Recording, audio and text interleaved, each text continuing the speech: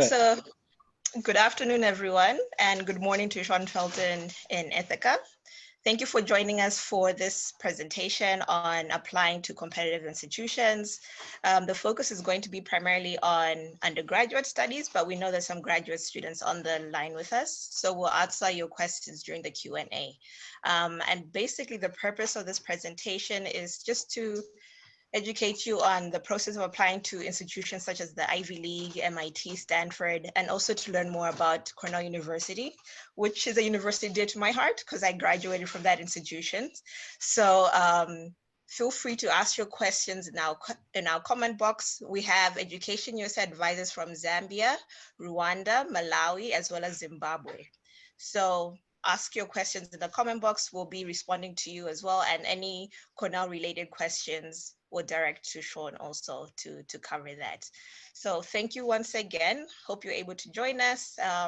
Once again, ask your questions. If you can't hear anything, feel free to ask for a repetition. And Sean, I'll let you take it away. Wonderful. Thank you, Faith. Thank you all for joining as well. You can see what I look like. Hello. I've been at Cornell for 17 years. I was actually here at Cornell when Faith was here, and you guys are very lucky. The State Department and my friends on the continent, you're very lucky to have her there supporting you, along with all of your advisors. The Education USA advisors have been really instrumental to me in getting to know what's going on in your lives and on the continent, the African continent, and really what's happening on the ground in particular countries and cities. And so I'm deeply indebted and really glad to be offered this opportunity to talk with you about highly selective admissions and also about Cornell. And we're going to answer some questions later on as well. So I'm going to share my screen, and you will then see a presentation that I put together that will get us into screen 2. Share that. Perfect. This will get us into the conversation around highly selective admissions, and also I'll talk a little bit about Cornell as well. If you don't get enough Cornell talk from this conversation, I will be presenting Cornell again and again and again, and there will be other opportunities for you to learn even more if this is not enough for you, and I hope that is the case.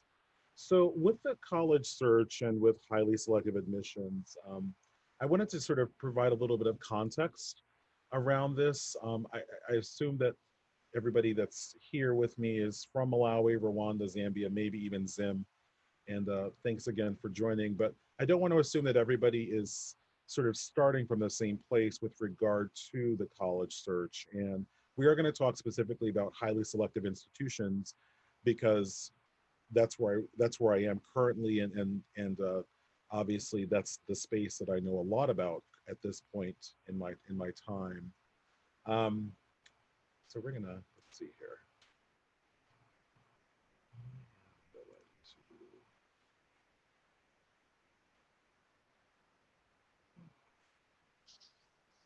You guys can see my slides, I think. Yeah, just select the slideshow mode from the beginning. Yeah, there you go. There we go. Ah, there it is. So technology is very hard to manage. So, first thing to know, give yourself plenty of time when it involves technology. So college search, highly selective admissions, some things to consider. I want to talk about fit very, very sort of quickly. Fit is really important. Fit is really sort of your thinking about, you know, what are the opportunities that are available for me at a particular institution? Is this place, this institution, wherever it happens to be, you know, maybe it's MIT, maybe it's Stanford, maybe it's UC Berkeley, is this school a good fit for me? And what does that mean? Does this school have academic and social opportunities that I want to have available to me? Or does it have ones available that I'm not even aware of and that I get excited about as I'm looking at this particular institution? What is the location of the school? You know, if my name is Faith and I'm coming from Malawi and you know, going to upstate New York, does that sound like something I'd like to do? Well, it actually happens. So the answer could be yes. So location, you know, in the US means thinking about the weather, thinking about the distance thinking about time zones, thinking about perhaps you have family or other support systems or people in the States, and what that could mean for you being away from home if you're studying at university in the US, and the size of the institution. Are you someone who is a better learner and, an engager with fewer people? Or are you like Sean? Are you like me? You like to talk to lots of people, thousands of people, like that's kind of, those are the kinds of things to really be thinking about. Affordability is very serious, very important.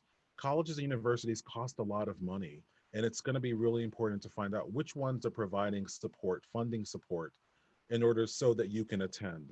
Most of us could not afford the cost of attendance at the universities that are a part of the group that my school is a part of, and ones that you might be looking at, others that you might be looking at. And so asking about the availability of scholarships and financial aid and what the requirements are around those. Do I have to complete an SAT subject test? Or do I have to sort of reach a certain threshold, as far as my IB, total is concerned? Or, do I have to have certain national curriculum sort of results? I mean, those are the questions you need to ask.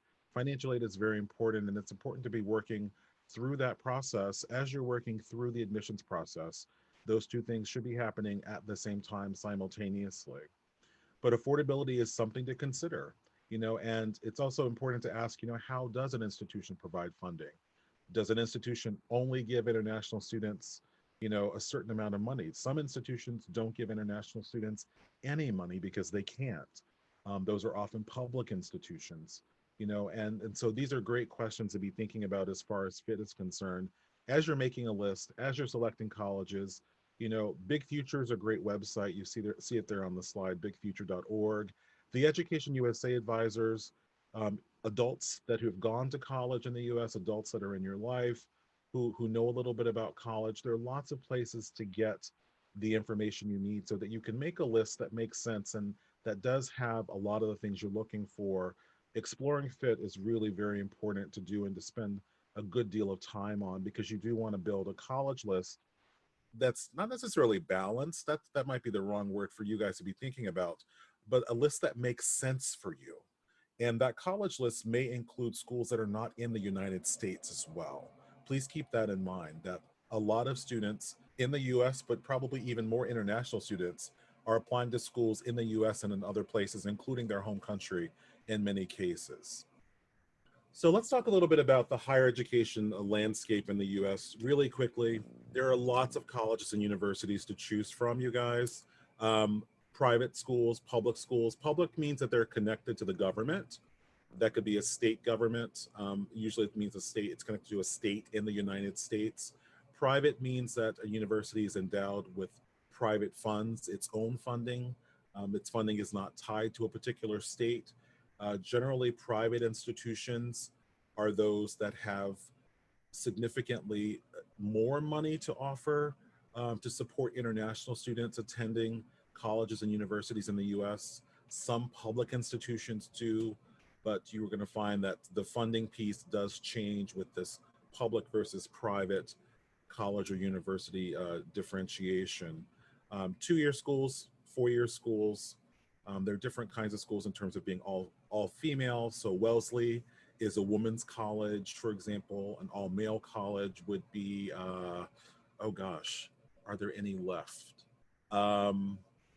There are a couple of all male schools that are left in the U.S., and then most schools are co-ed. Um, and then secular, religiously affiliated, these are just different types of schools. In thinking about fit, you want to make sure that you kind of understand what a particular institution is about. Is it large? Is it small? Is it urban, meaning in a large city or a medium-sized city in the US? And what does that mean for you? Or is it in a rural or bucolic location? Cornell is in a rural or bucolic location, meaning we have farms around, but it's still a suburban area. Suburban in the US means houses, small town, bedroom sort of feel, community about it. We're kind of between a small city here in Ithaca, New York, where I am, and a sort of a much more rural, lightly or less populated area, where there would be farms and things of that nature in the U.S. So thinking about, where you'd like to go to school is as important as finding a school that has the majors you want and that has the opportunities inside and outside the classroom that you want, the opportunities to meet people that are going to inspire you and that are like you. These are the things that you should be thinking about too. Um, Types of schools, colleges, universities. Colleges and universities are basically the same.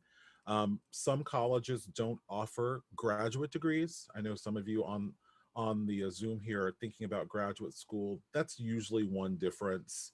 But some colleges do offer graduate degrees, and so even the use of the word college, um, it can be misleading, and so you really do have to dig beyond just the name of the institution to find out what's available. Liberal arts is really something that has taken a hold of a lot of institutions in the United States, and it's really an opportunity to have a broad educational experience, intellectual experience across many disciplines. Having a liberal arts experience doesn't mean that you won't be deeply engaged in your major, which could be a science major, could be nursing, it could be a lot of things. But a lot of institutions really believe that having breadth and depth across an intellectual plane that is really expansive provides you critical thinking skills and provides you better foundation for being a leader, for having to make judgments and to be an ethical to be a more ethical person, a more critical thinker, a more analytical person. And so liberal arts is a foundation for a lot of undergraduate, a lot of universities for undergraduate studies in the United States. And again, that does not mean that you can't study the sciences, and other areas, even though your university or institution is focused on the liberal arts. We talked about this already, so I'm just going to pass by this slide here. So let's talk about the application process. Again, the college search, the application process, highly selective admissions. The application process is really a chance for a college to get to know you. We want to know as much about you as we can. This process is it's impersonal, but it's really meant to be more personal, meaning we want to get to know you even though we're not going to get to shake your hand. We can't do that now anyway. But we want to get to know you. We want to know what it's like to be you, to live where you live, with the family you have, to go to the school that you attend. We want to hear about that as much as we want to hear about what are your aspirations? What do you want to do in the future? Should you have the opportunity, the resources to sort of make that future, make those dreams come true? What do you see for yourself? What are you ready to do? We're trying to get that information from the actual application. So we do ask a lot of things about where you're from. The high school transcript is important because we want to see what you've learned, what you've taken in the classroom, and how successful, have you been with the studies that you've undertaken. Admission test scores for the upcoming year. Test scores are, not a big deal because students haven't been able to take tests around the world because of the COVID-19 pandemic, and that's fine. And so a lot of schools are test optional for the upcoming year. And so that means you don't need to send in test scores. And guess what? If you don't need to send it, why send it? Well, if you have test scores and they're really, really good, you could send them. But otherwise, it doesn't hurt you to not send them for this upcoming year for a lot of institutions, Cornell among those schools. Letters of recommendation are really important for us. We like to hear from teachers. Cornell requires 2 recommendation letters.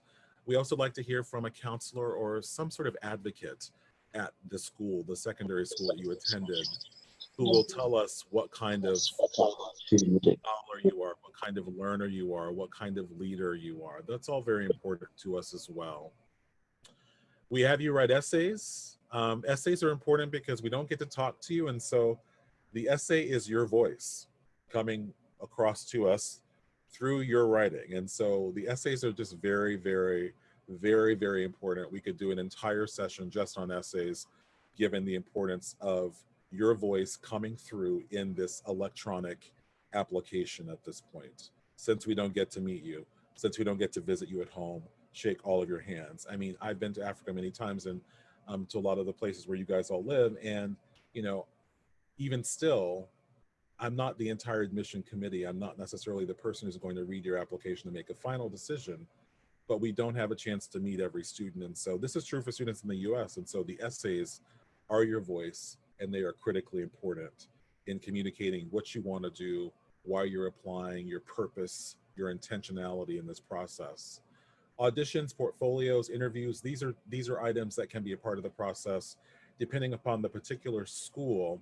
And one final thing I will say, you just have to check with each school about their requirements. One final thing is application fees.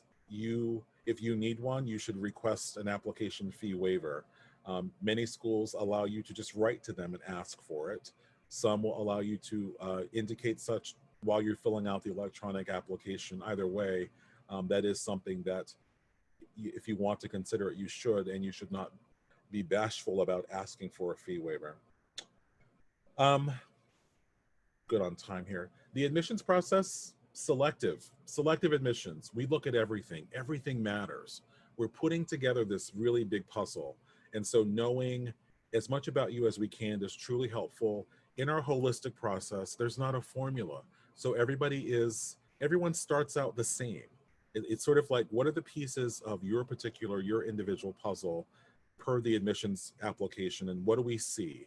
What have you done? What have you accomplished? Can you do the work at the institution I work at? What have you taken advantage of with your opportunities? Just know that we're not comparing you to a student who has a very different life than you, who goes to a very different school than you. We're looking at you in your context, where you live, where you go to school, what resources you have about you, meaning family, where you are. That's the context for your review. That is important as a part of the selective process, and certainly the holistic process, this very specific contextual review that we do of all candidates. And what will this student bring to my campus? What does this individual student have that is exciting to the admissions committee as communicated via the admissions application?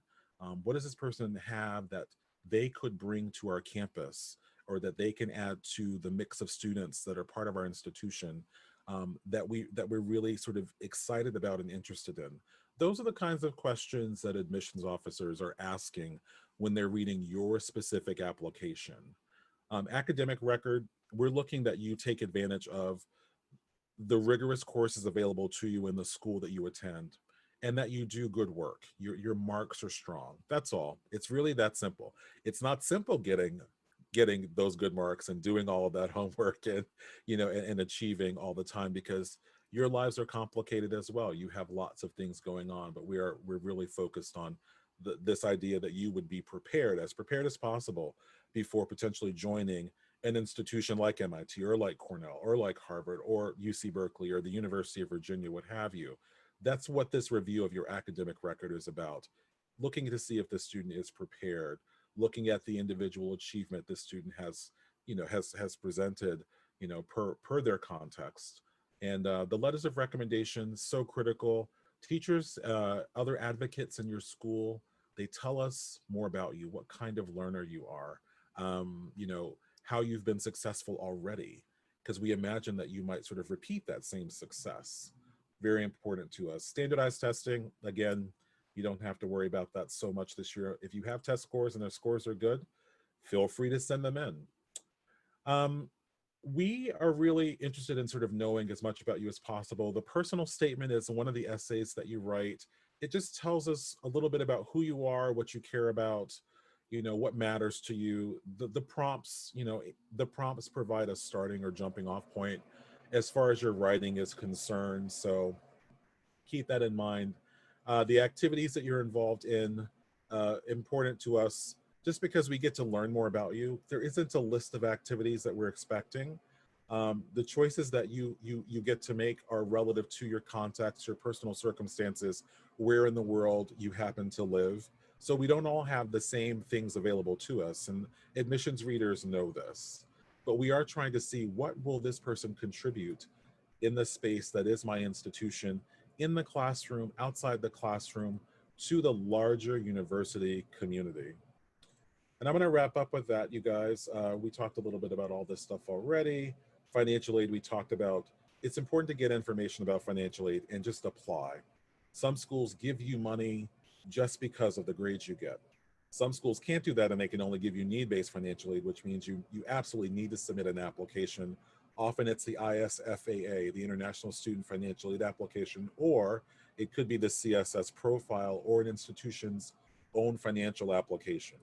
In any event, it's just very important to apply for financial aid at the same time that you apply for admission. All right, so I'm going to talk in the time that I have left about Cornell, and you guys keep me on track. I think I'm supposed to try to finish up the Cornell talk talking around quarter after, so I have about 20 minutes, which is great because that means I won't say too much. Let's see here. I'm going to share my screen again, just like before.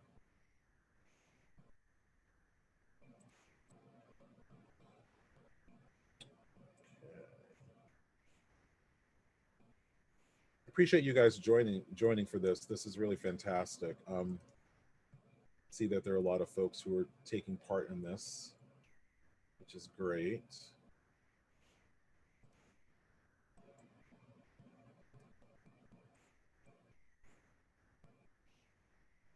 Alrighty.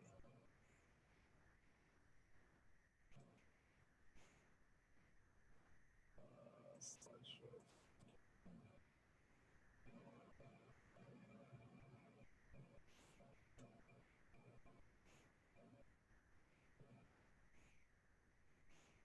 All right, I think we're ready. So I know a lot of you guys probably have heard of Cornell. Cornell is an extraordinary place. Faith is a graduate of Cornell, and that's very exciting. She's one of only 2 Malawian students that I'm aware of that we've ever had at Cornell. So that's something that we want to work on, and we're certainly Hey, glad. Sean. Yeah. Just to interrupt real quick, I think we're seeing the presenter view. I don't know if you can maybe in display settings or something, you can just put it on the regular view. Oh, the presenter view from the beginning.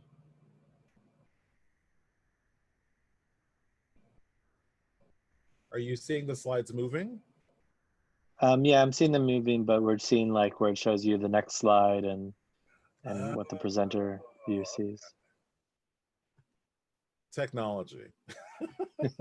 Sorry about that. No, it's okay. It's wonderful. All right, so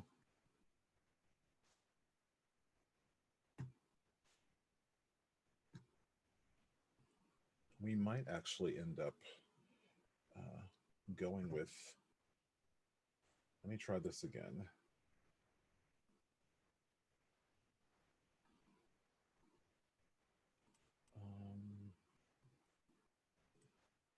Okay.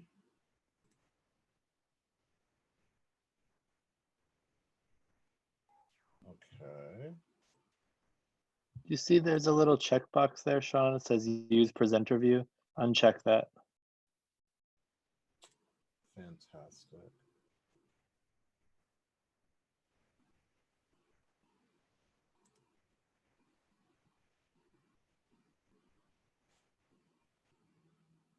Is that working? Still not seeing your presentation. Try doing from beginning again. Let me stop share.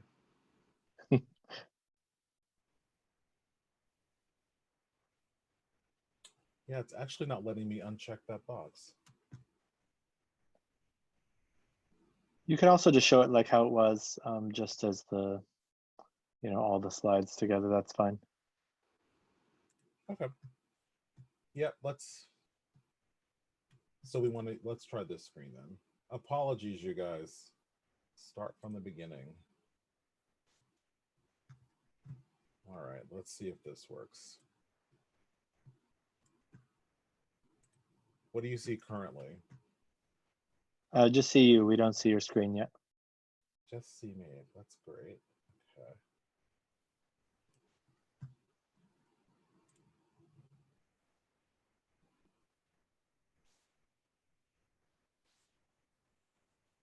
All right. I think we're good. Yep, we can see it fine now. Perfect. Fabulous. So a little bit about Cornell, you guys, in 15 minutes, which is actually plenty of time. Cornell is an extraordinary institution founded in 1865 in the great state of New York, not in New York City. We are about 250 and 25 miles northwest of New York City.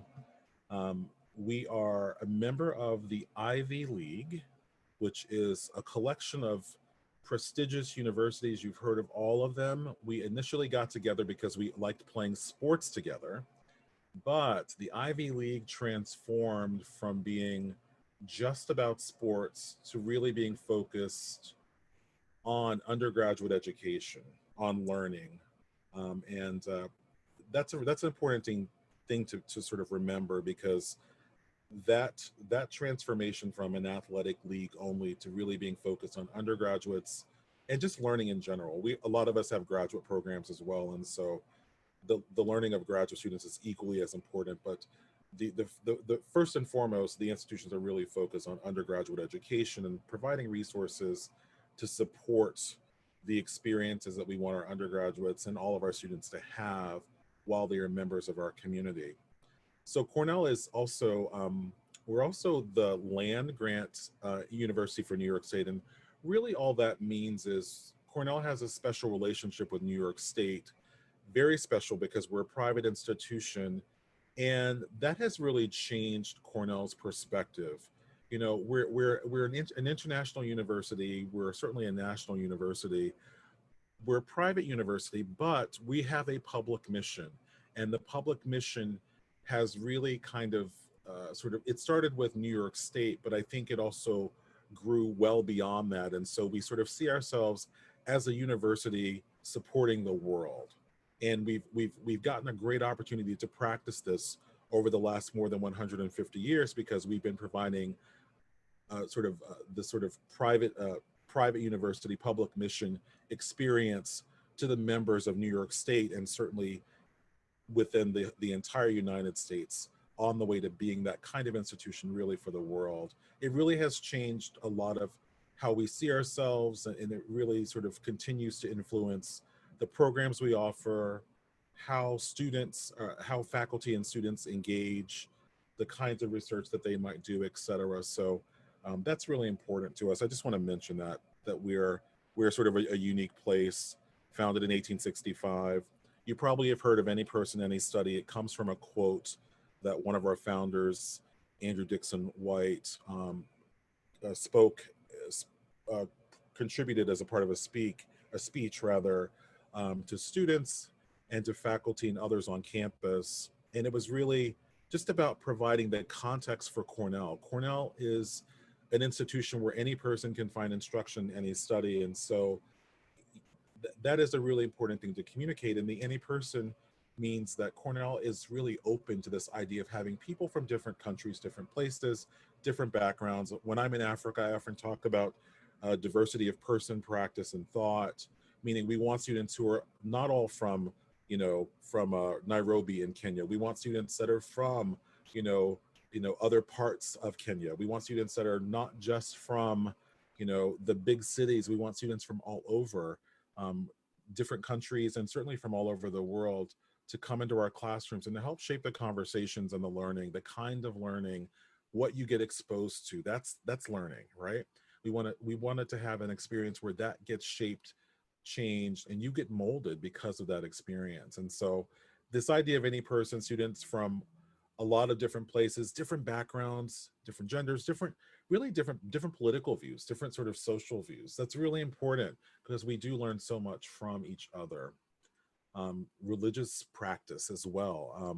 We're a non-sectarian university, so we're not founded by a religious sect, um, or we're not religiously affiliated, but we have many students that have religious affiliation on our campus, a great many, believe it or not. So you can really find, your people at Cornell. And I love this next slide, the shirt of the student in the classroom where it says, teach anything, learn anything. And I think our faculty members love the fact that students come here to sort of have an experience that is beyond a textbook and that is beyond what they could imagine in terms of what they might be able to learn or be taught in our classrooms. Our faculty love that flexibility. We have 4,000 courses, lots of majors to choose from, and you can combine study in different areas.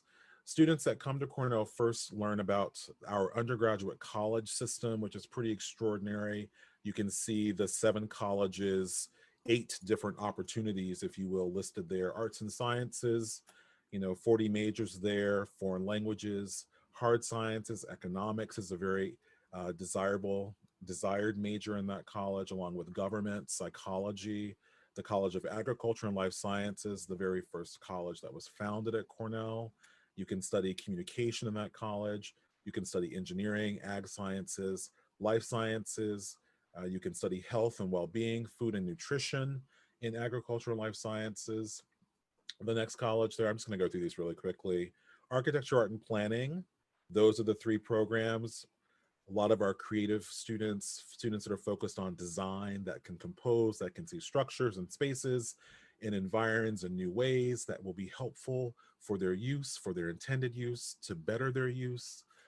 Really, the architecture program here is an extraordinary program. It is considered the top program for architecture in the U.S., perhaps in the world for undergraduates. It's a 5-year program, and the experience students have in this college is pretty extraordinary, focused on design and the composition and really sort of the structures of the world, making spaces and structures better for us for now and for the future. The business college is relatively new. We brought together 2 of our well-known programs, which is our Dyson School of Applied Economics. That's one of our business programs. And we brought together our other accredited business program, which is our hotel administration program within this College of Business. We hadn't had one, and we got a College of Business. We brought it together, created it 5 years ago. And it's because we wanted students to sort of understand that Cornell is a place to come and study business. It is an extraordinary business program. It's a very dynamic college because we do offer hotel administration and applied economics and management. And there are 12 concentrations within the applied economics and management school. Everything from international business, to resource economics, which would involve agriculture, if you will. So a lot of different things you can study. Business is a very exciting, it has been for a long time, a very popular program and a very interesting program to a lot of our students. And so we see a lot of interest there. The College of Engineering at Cornell is probably one of the things for which we are best known, especially among the Ivy League schools. That is our immediate peer group. And the engineering program at Cornell is, bar none, the most expansive amongst that group of schools, where we sort of find ourselves, being compared to other large-scale engineering schools. But engineering at Cornell is extraordinary. It's hands-on. We use mathematics, science, technology to solve the world's problems in a lot of different ways. We also offer biomedical engineering, which is sort of an opportunity to use all of those things I just mentioned, technology, math, physics, within the context of engineering. So designing a system to solve problems within the larger context of health and well-being. And so engineering here is dynamic. We have almost 1,000 engineers in every class, every class that comes in. So 3,000 to 4,000 engineers at the undergraduate level at Cornell. That's a good portion of our student body, if you will, of 15,000 students. So very proud of that college. Human ecology, they study the human condition. They look at the human ecosystem in this college from a lot of different perspectives, whether it's science, social science, applied science, policy, the way that we conduct ourselves and live our lives, how all of these things, seen and unseen, affect our ability to be humans, to live our lives, to go about the things we do on the daily, if you will. They look at structures, they look at health and well-being, they look at hard science, vaccination, they look at the development of children. A lot of these things happen in the College of Human Ecology. So if that's something that interests you, definitely take a look at that.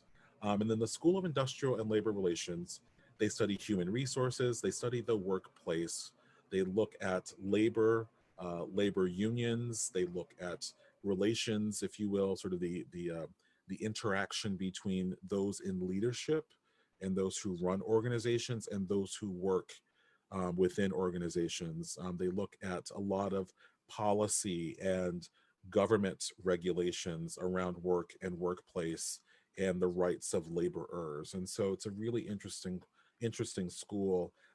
What they're studying is considered applied social science. It is government, it is law. And a lot of what happens in the Industrial and Labor Relations College at Cornell can lead to any number of different opportunities afterwards. So this is probably the most important slide. I'm going to roll through the rest of them very quickly so that we do wrap up with my portion, sort of the formal presentation portion at quarter after. Our faculty here are extraordinary, extraordinary people.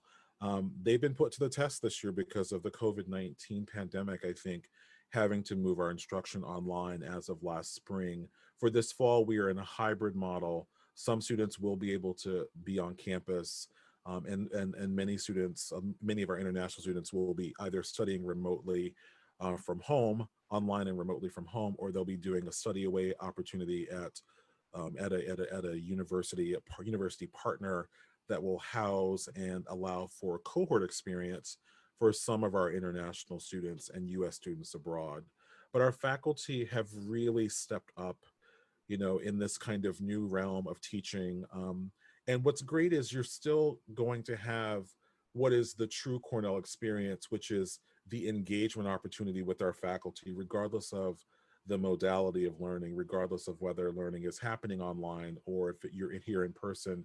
Hearing from people like Lorraine Van Cleef, or Steve Squires, actually Dr. Squires is retiring or has just recently retired, but faculty of renowned faculty are really what Cornell University is all about.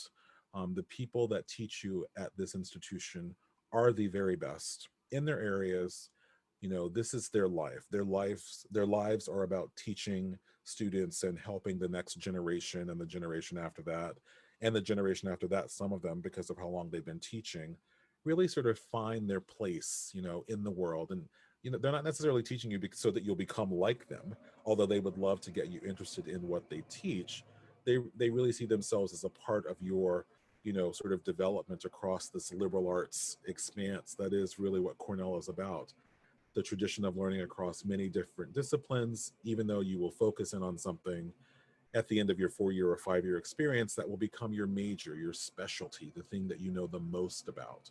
But the faculty at Cornell are extraordinary. Nobel Prize winners, MacArthur Genius Fellows, I mean, you name it. They write textbooks. They teach other faculty at other universities around the world how to teach. Cornell has done a lot with research as well. Our faculty members are critically important to research, and the opportunities that our undergraduates have. Many of them engage in research. I just heard from one of my good friends who's a student from Ghana, from Accra, Ghana, that he was just accepted into the Rawlings Cornell Presidential Research Scholars Program this summer. And so he'll be doing some significant research as a Cornell student that will allow him to sort of invest and embed himself in his learning, in his studies, in a way that will positively impact what he does next, what he does after Cornell, whether that's a job, looking for jobs, going to graduate school, going to professional school, whatever. That research opportunity is going to be extraordinary because he will have worked with a faculty member at Cornell, and he would have also deepened his knowledge and his ability to know and to learn in subject areas that will impact him for a long time. So if you can do research at a university, a college or university, you should definitely do that. So, and just to wrap up a few things, Ithaca, again, not all of our students are here on campus this fall, but some will be this fall. Ithaca is a college town. It's not densely populated, but you can see the university buildings there. There are waterfalls. We have several lakes in this area, state parks. It's a really beautiful place. It's, again, a cross between a small city and a more rural location. There are 100,000 plus people in this area. Compared to New York City, that's nothing, but, it doesn't feel like there isn't anybody else here but you. It feels very different than that in Ithaca. It feels like there are a lot of people here and you also are with them. So it's really kind of exciting. You get a small town and a kind of, sort of small city experience all in one, all 4 seasons. It's a beautiful place to be a student. The admission stuff really fast. We're highly selective. Highly selective often means more applicants than space will allow in terms of admitting everybody. Cornell is one of those schools. We offer early decision, which is a binding opportunity to apply by November 1st and to hear about your decision. Usually the first round of early decision wraps up in early mid December, sometimes as late as January. But Cornell provides one round of early decision. So those students who are admitted hear back by mid December.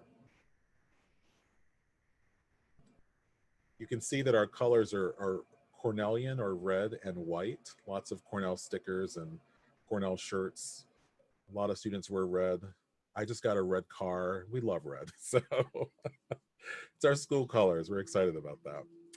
What we're looking for, I talked about some of this at the very beginning, so I won't repeat myself too much, but we're looking for this idea of fit, and you're sort of doing the fit part. We're also doing the fit part.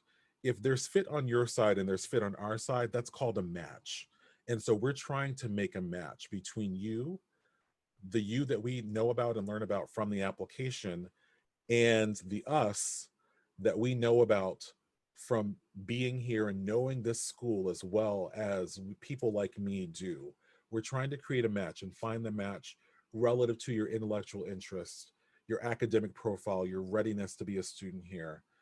A standardized test, again, not a big deal. The recommendations from teachers and advisors at your school, principal perhaps, and your involvement, what you've done with the time, whatever little, small, or significant amount of time you've had outside the classroom, how have you used that time? And again, it's going to be unique to you because we're trying to get to know you, and learn more about what you think is important, what matters to you. Cornell uses the Common App, and early decision and regular decision are available. And I mentioned financial aid, but I'll mention this very quickly. Financial aid is need-based at Cornell. We have funding available for international students. And if we admit an international student who applies for financial aid, if that student has financial need, when we admit that student, we will also provide that student with a need-based financial aid package if that student has applied on time for financial aid and is admitted. So we are supporting international students.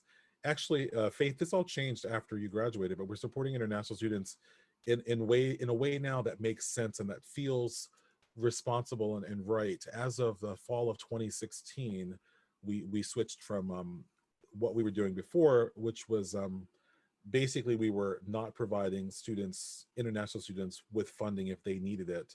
Now we are providing international students that we admit to apply for financial aid with funding if they demonstrate needs. So very important to us to make sure that if Cornell is your dream, you're able to realize that dream if you're offered admission. So I'm going to stop there, and I think we wanted to do a little bit of Q&A, and why don't I just leave this,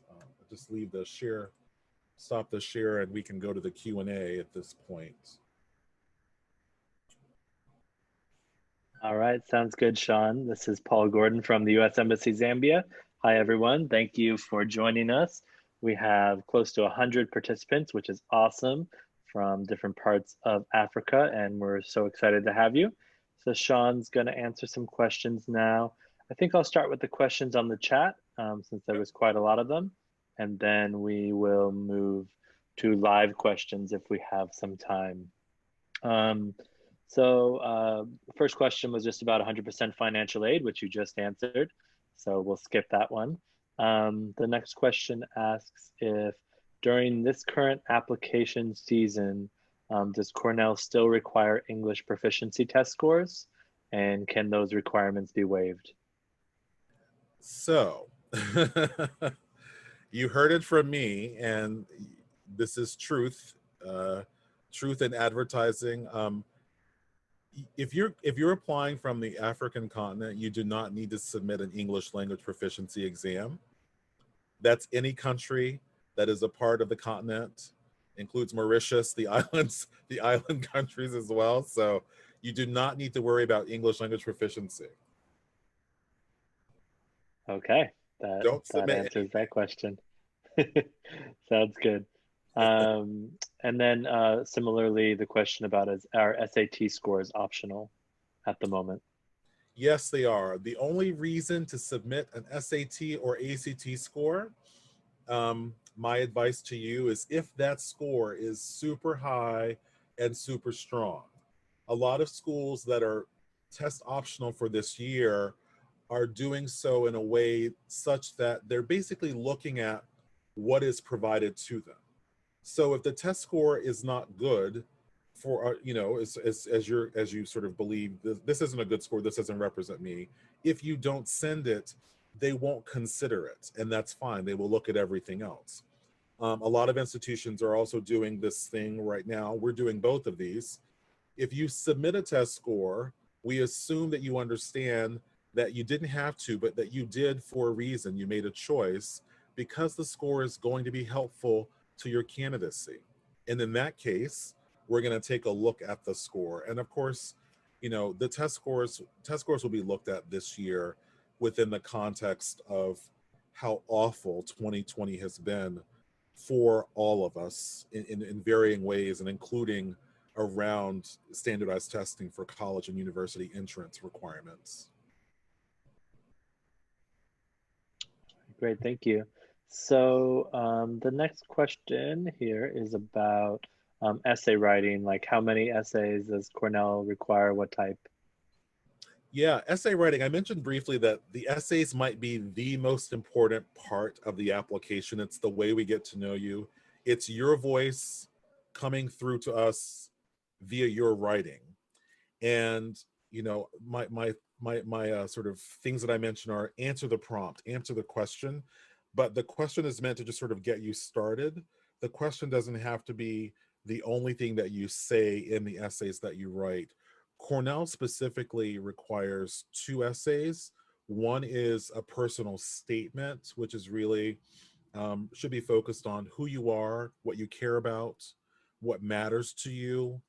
um, the other essay that Cornell requires is a college slash program interest essay. And so, that's the essay where you talk about, answer the prompt, but you talk specifically in answering the prompt about why you're applying, why Cornell, why this program, could be why Ithaca, could be why the resources, why the research, why the economics program at Cornell. We just want to know, like, why are you applying? Why does this matter to you in your sort of sense of who you are, what you can become, what you can do, what you'd like to sort of be doing in the future? You answered this a little bit when you talked about how selective Cornell is, but the question just is, how hard is it to get into Cornell? Well, it's super hard. Our admit rate, and I'm not saying this because I'm proud of it. I actually hate the fact, I love everything about Cornell. The only thing I don't like about Cornell is that we can't take more students. I would love to take more students, but we have to have a place for you to sleep when you come here as a student. There needs to be a bed. We also have to maintain, the size for size of classes and size of majors, and our faculty members need to be able to engage you in a way that's meaningful. So it can't be my way. It can't be that we admit everybody.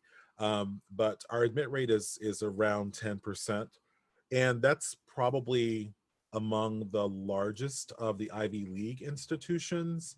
Having an admit rate or selectivity rate of 10%, meaning 10% of our applicant pool gets admitted. Cornell received most recently around 53,000 freshman applications. And so the number we admit, and then of course we don't yield. Everyone that we admit doesn't say yes to us because sometimes we're not their first choice. I mean, we hope that that's not the case, but we know that that is the case, that for some students other institutions are their first choice, and so they may not choose Cornell even if we do offer admission. But we're selective. It's not impossible to get into Cornell. I think it's really about sort of students on the front end doing the work around fit, finding an institution that has the things that they want and need, and then sort of thinking about their preparation and readiness for that particular experience, and then sort of going in sort of knowing I've done the best I could with what I had, and I'm applying to this school because I like what they have to offer. And I've talked about all of that. and then letting what happens. Let the admissions committee see who you are in that application and let them decide if there's a match. And that's the best that you can do. Perfect, thank you. So the next question asks if there's any colleges or programs that have prerequisites, and how would students go about taking those? Yes, indeed. So students that are interested in Cornell specifically, and this would be the case for any school, by the way, you should go to the admissions.cornell.edu website to learn more about the requirements for the particular program of interest that you have. For example, students who want to study architecture at Cornell need to submit a portfolio. We're a portfolio requiring school for the architecture program, as an example. Students that want to study design, fashion design, in the College of Human Ecology might need to complete some additional submission work, an index, a questionnaire, perhaps additional writing, submitting a portfolio. There's going to be requirements like that. Again, it's going to be program of interest specific. Please go to the admissions.cornell.edu website to learn more. I assume that advice would go, there was a number of questions about specific programs, like does Cornell have a space program? Does Space Cornell program? have a teaching Yes. program? Yep. So we have you can study space sciences via the astronomy program, astronomy and physics programs. I mentioned Mr. Squires or Dr. Squires. Steve Squires is a graduate and a faculty member who's just retired. He was a part of the Mars rover mission, and this was a big deal several decades ago. A lot of people don't know this, but the Mars rover has been operating for a lot longer than it was supposed to, and I think it only recently stopped operating within recent time. But Dr. Squires has been a part of Cornell's space program or astronomy, astrophysics program, but that is something you could do here. We don't have an education major, but some students are able to take classes in education. And I don't know how this would work for an international student specifically, unless you were planning to stay in New York, but there is some connection in selected majors in the College of Agriculture and Life Sciences relative to teacher certification in the state of New York. So there are some education course offerings that are specific to a program to accredit teachers in the state of New York in our College of Agriculture and Life Sciences. Perfect. Thank you for those answers. And where should students go if they're looking up other majors or have major specific questions about what they got? Yeah, so if you go to the admissions.cornell.edu website, that is one way to begin looking at majors, or they're sometimes called programs, academic programs. You can also learn more about majors by going to the cornell.edu website and just looking up departments, academic departments, or academic programs, and you will find more information about majors, degrees, majors, minors. We have lots of minors too. A minor is a smaller version of a major, maybe half the size, where you can add, we have a minor in inequality studies. We have a minor in, well, there's a minor in business actually. So any Cornell student, regardless of your major, can minor in business. This is also a new faith. This happened after you left, but students can do a lot of combining of programs of study in ways, again, that are new and that are exciting. Cornell tries to keep its eye on what makes sense and how students might want to combine programs, and we try to create that freedom. I did mention this earlier, but academic diversity and academic freedom here are very important to us. And then the other identifier is student choice. Students having the choice, as much choice as possible, is also a very important identifier for this university. Great. There's a few questions here about international students. So the first question is, what percentage of international students are offered scholarships? And then the second question is, what is the overall percentage of international students studying at Cornell?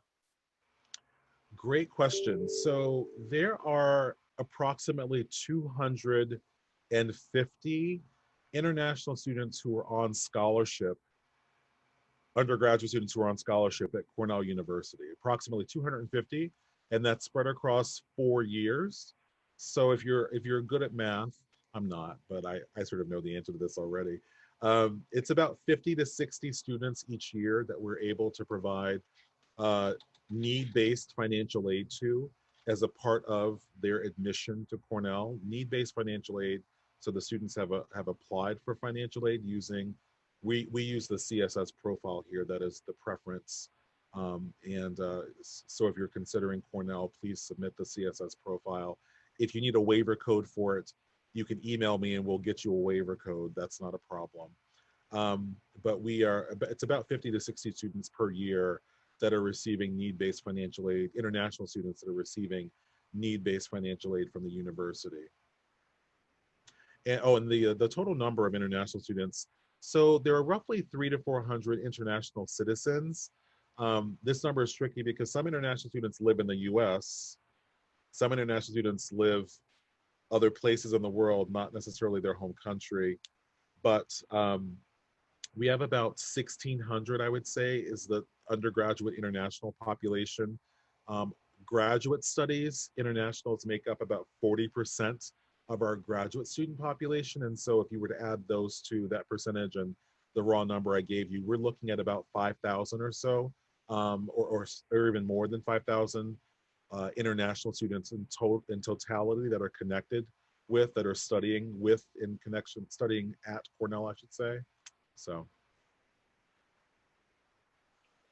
Perfect. And just as follow-up financial aid questions, someone asked if transfer students can qualify for scholarships, and then also postgraduate or graduate students. So if you could talk about those two categories. Absolutely. So transfer students can receive, admitted transfer students can receive need-based international financial aid. That's absolutely a possibility. And again, if we admit you, we're agreeing, if you've applied for financial aid by the deadline and we admit you, we're agreeing to meet any demonstration of need you have via the CSS profile that you submitted if you're offered admission to the university as a freshman or a transfer student. So that's how we are operating. We are need aware for our admission of international students. And so we're not admitting a student who we know has financial need unless we can meet that financial need. For graduate students, the funding model is different. Graduate students, if funding is available per the particular program, whether it's a master's program or a doctoral program or a professional program, graduate students need to be in touch with the particular department regarding what the funding structure will look like if there's funding available to support students in the program that they could be potentially admitted to. It's very different depending upon program. Some master's programs, for example, don't have a lot of funding connected with them. That's scholarship funding that's coming from the department.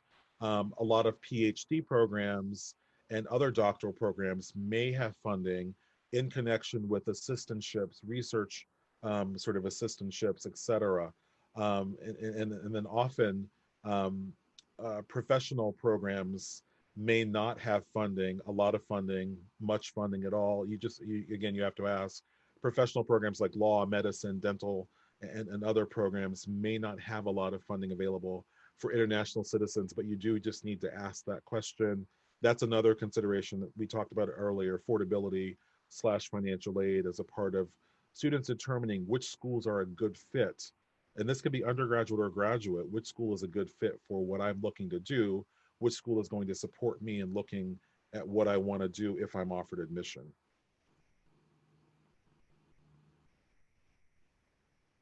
Perfect. All right. Thank you for that answer. So let's see. The next question is about, just about international students. If I think it was just to clarify your point about the current status under COVID.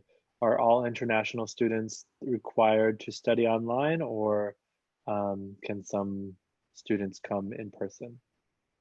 So it's a little bit of both. So with international students for this fall, there have been sort of two competing issues, well, three. So there's the virus, that's a competing issue, sort of primarily. And then there's been an issue with the issuance of visas, F1s for students that would come to the States to study. That processing, those appointments were suspended. And so students since March have not been able to get visas and have appointments to get visas. So that's an issue that is um, sort of coming back to, or resolving, I should say, sort of very slowly. As of July 15th, the students, some students were able to start back up with appointments for visa acquisition. And then the final issue, the third thing is travel bans, um, flight flight issues related either to the pandemic in a particular country, the relationship relative to the pandemic between countries that would be endpoints, beginning points and endpoints for flights. And so basically, I guess the sort of heart of the answer is that some international students are planning to be on campus this fall, and that's because they don't have visa issues preventing that. They don't have travel bans preventing that. Again, some international students live in the U.S., and so getting to Ithaca, New York from Montana, if you will, is not, another state in the U.S., is not difficult compared to flying from someplace in the EU and the European Union to the U.S. Could be more difficult at this point. So it's kind of a mix at this point, but we're expecting some internationals on campus this fall. We do have opportunities for international students to study remotely and to study online from their home in their home country.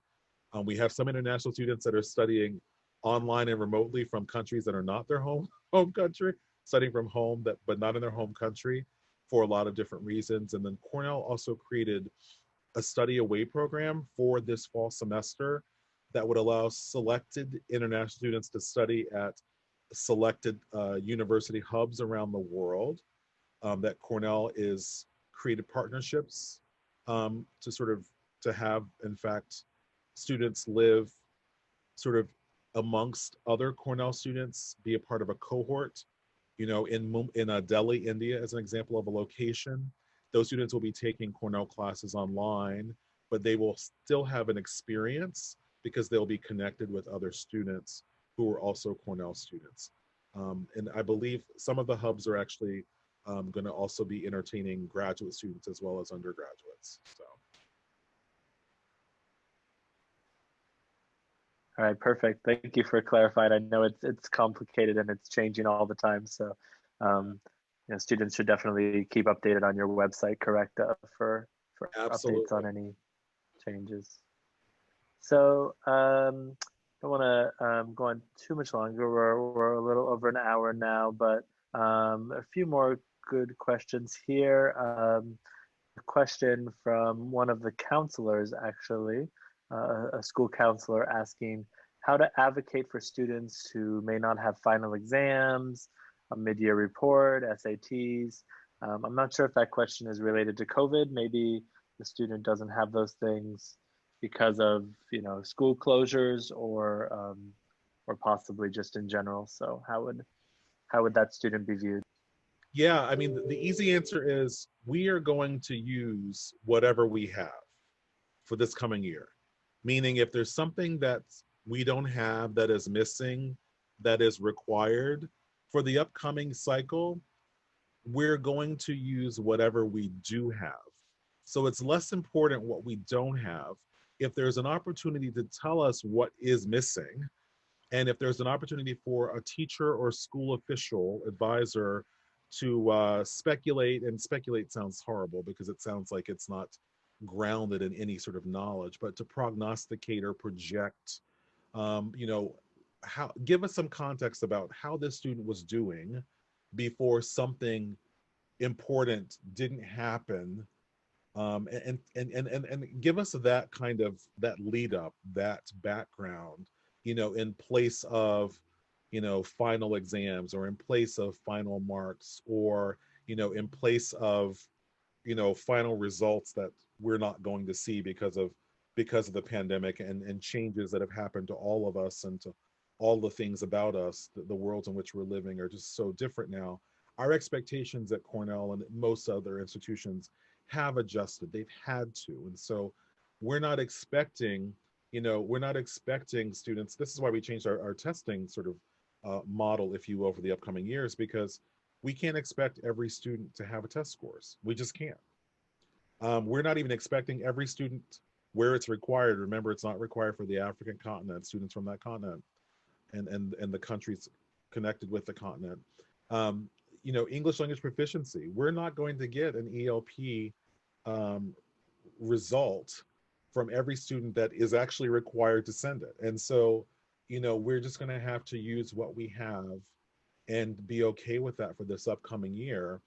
And I think that's possible. I mean, I think the way that we read applications at Cornell is holistic. We do look at everything, and we're able to do great work without test scores. We've known that for a long time.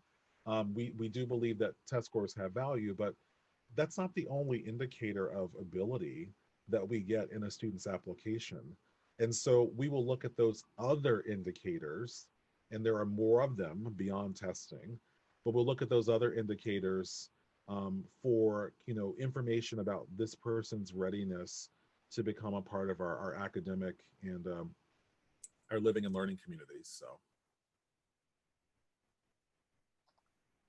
I think that's most of the questions that haven't been answered yet. There was a few other questions, but I think they were answered during the presentation. There's one question about dual degree programs. So we don't actually offer dual undergraduate degrees per se, the way they're offered other places. You can actually add, you can add a program later on if you'd like in select colleges, but it's not a dual degree, meaning you can't do a Bachelor of Arts in English and a Bachelor of Science in Engineering. You can't do that at Cornell. That's sort of the normal dual degree model. But some students will, after they finish the requirements for one degree at Cornell, and some students might do that in as little as 3 years because so many of the people here are just so brilliant. After they finish up that first degree, if they have more time and they have the resources available to support them continuing on at Cornell for whatever amount of time it might be, in some cases you can complete the requirements for a second bachelor's degree in some cases at Cornell.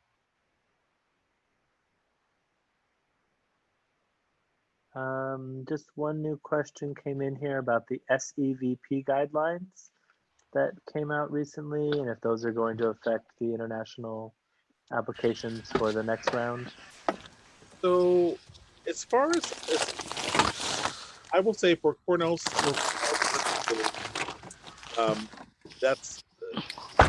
that situation didn't affect us quite as much because we did not, Cornell did not move to a scenario where learning was going to be only online for our undergraduate students and for our graduate students. We announced on July 2nd that we would have a hybrid model for engagement.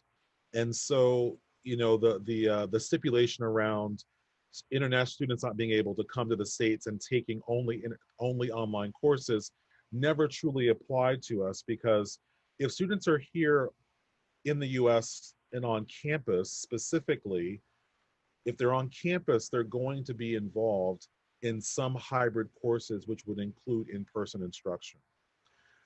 So that's the model for this fall. For the spring, at this point, we're planning that we will be back to normal. It'll be a new normal, but it'll look like the old normal in some ways, where students will be learning in person, largely, fully, completely in person for the spring semester. And so I have to imagine for those applying for next year, that we will have a vaccine and we'll all be farther along and better off than we are right now. And so you can expect that not only Cornell, but most institutions will be only providing will be largely providing in-person instruction on their campuses, their residential campuses, if they have them, by the fall of 2021.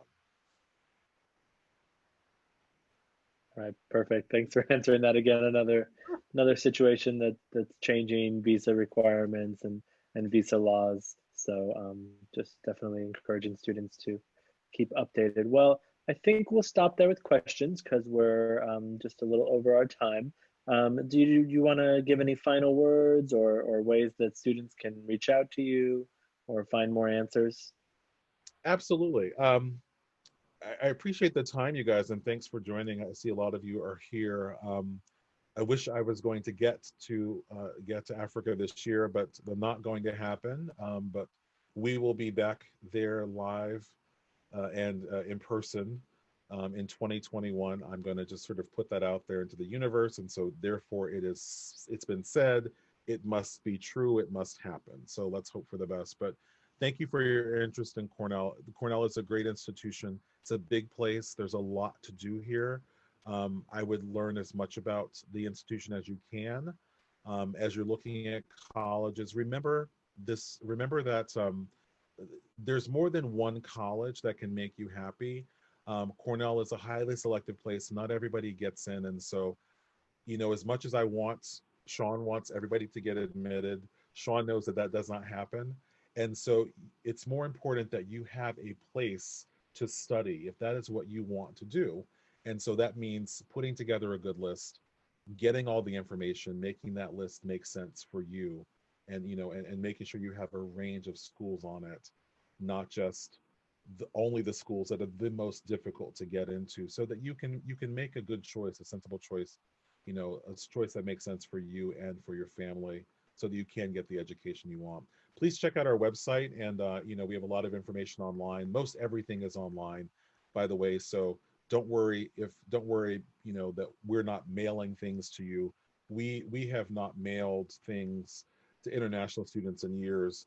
All the information you need is available online. And if you'd like to get in touch with me or with any of the amazing international recruiters and admissions officers at the university, all you have to do is email us. You can email us at admissions@cornell.edu. And I'm sure that Faith and others will just type that into the screen, into the chat box, if you didn't sort of pick it up because of my accent. I don't really have an accent, but I sometimes get told I have an accent by folks that I meet in Africa who have an accent to me. So it's kind of fun that way. But that's what it's like when you're meeting good people around the world. So, but thank you guys for joining. I hope this was really helpful, and do be on the lookout for other opportunities to learn more about Cornell and other institutions. There are lots of institutions that you ought to be thinking about if you're thinking about Cornell, and do look for opportunities to learn as much as you can about all the great places that are out there that could be, the right place for you. Thank you guys so much. And thank you, Sean. We really appreciate your time. And I wanted to just let our Education USA advisors jump on and say some final words and let students know how they can continue to engage with Education USA. So I'll start with Faith. Faith, can you say some closing words about Education USA Malawi? Okay. All right. Thank you so much, Sean. And thanks, Paul, for facilitating the Q&A. Education USA Malawi is based in Lilongwe. You can find us on Facebook and also email, because currently we are working from home. So most of our activities are done virtually. I will put in our email address in the chat box, but also all the email addresses for the different Education USA advising centers will send to you via email. So after this, we'll have a wrap up where I will send all the links that that Sean mentioned in his presentation, and also how you can get in touch with your respective Education USA advising centers in your country. So thank you once again. Do apply to Cornell. It is a great institution. It gets really cold during the winter. I'm surprised Sean did not mention this, but it is worth it at the end of the day. Yeah. Back to you, Paul. Great, thanks, Faith. Belita, do you want to jump on and say anything about Zambia? Absolutely, absolutely. Hey, Sean. Hi there. Wonderful to meet you. Wonderful to meet you. My name is Belita, Education Advisor, Education USA Advisor here in Zambia. I work with Paul, and it's been wonderful collaborating with Education USA Malawi on these programs. But I just wanted to make a shout out. We have one of our students, Tokozile. I don't know if she's still on the call. Been accepted to Cornell, and so she's supposed to be coming this fall. I don't know if it's going to happen, but she'll probably come in January. But we are so excited for her, extremely excited for her. So just wanted to encourage the other scholars on this call and the other members of the public on this call that you can get into the university that you want to. You just have to work for it, and it's such an exciting journey. So do not be discouraged. Work for your dreams, and it does come true. So it did for Tokozile. And so I think many of you, we have about 40 of our Education USA scholars on the call today. So just want to encourage you, and I hope Sean encouraged you about how great Cornell is. For reaching Education USA Zambia, we'll put our email address on the chat, but also I just wanted to let you know we are in Lusaka. We're working virtually, but we're very available for you, very available. Check out our Facebook page, and also we put out a lot of emails to the public that write to us. And I also offer my phone number. You can always reach me, and I can discuss with you things that are of a personal nature as you try to apply to the United States. But it's worth working towards. Thank you so much to everybody that joined us tonight. All right, great. Thank you. Sorry, Paul. Go ahead, Faith. I think Education USA Zimbabwe might be on the line, Fadzi and Noma. So maybe just ask one of them. Sure, Fadzi, Noma, do you want to join? Say a few words about Zimbabwe? Hi, Sean. Hi, everyone. Hi. Thank you so much, Sean, for doing this session with us. The one thing my students tell me is, oh my goodness, I'm not going to apply to an Ivy League. And I always tell them, why do you think they're speaking to you if they don't want you? So for the students that are listening in this meeting, I think these are for you because we know that we want to work with students. Otherwise, we wouldn't put in the effort. Education USA Zimbabwe we have 4 centers. I operate from the main center in the capital city. We are on Facebook. Visit our Facebook page, Education USA Zimbabwe, and you will find our contact details there for all the centers. And I'll let Noma say hi.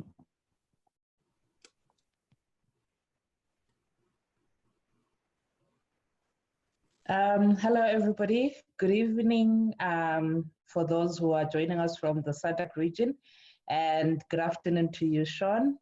Thank you so much for the insightful presentation, and thank you so much to the great Education USA's team for this opportunity just to collaborate virtually. Thank you so much.